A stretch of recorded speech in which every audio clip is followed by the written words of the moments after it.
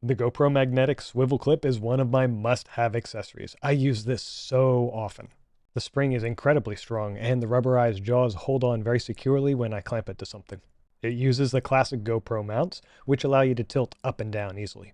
It also swivels, which allows for a versatile range of views. With this mount, I've been able to attach my GoPro to things like my coat, to my bags that I'm carrying, to street signs, vehicles, even hard to reach places like cup holders are notoriously difficult to deal with.